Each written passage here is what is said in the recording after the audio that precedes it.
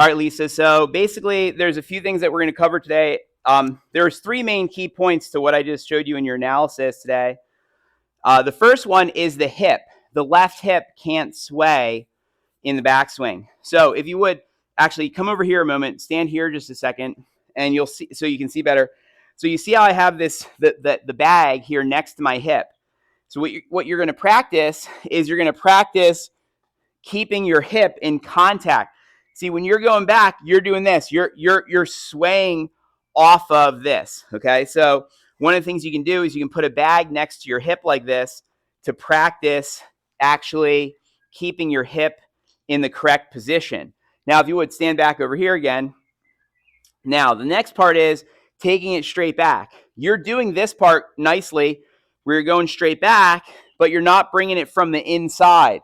We want the club to come down into the ball underneath, we say, okay? And then the other thing was your head was falling to the right in this direction. Actually, I guess I don't have to flip my hat around for this one. So if my head goes over here, I'll bump into this, you see? So now I'm going to hit this shot for you, and then I'm going to show you on the screen what I just did. This is too far away. Hang on a second. It takes a second to sort it out. This will be good here. Okay, that'll work.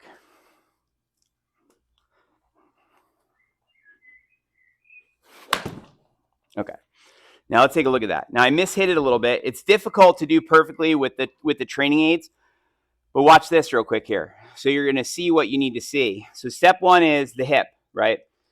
The hip should not sway, okay? So Tom Watson, in his videos, he shows this. Watch this.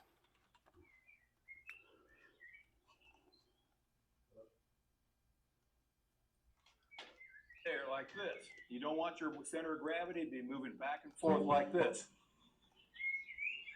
Number two, I remember one of the great tips I learned as a kid, and that is you want to turn your lower body in a barrel this way and then that way, like this.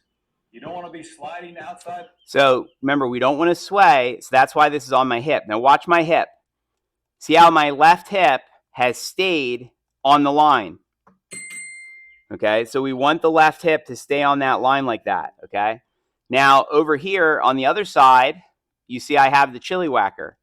The path of the club is supposed to go straight back, and then it's supposed to come around underneath and go from what's called the inside out, remember, right? And so here you'll see in a moment that as I go back, straight back, and then see how the club comes down.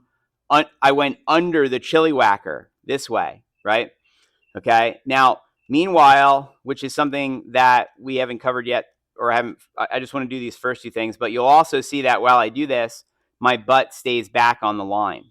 So what we're going to do first is we're going to do this, and then this is going to help you get an idea for where you need to be with your body positions.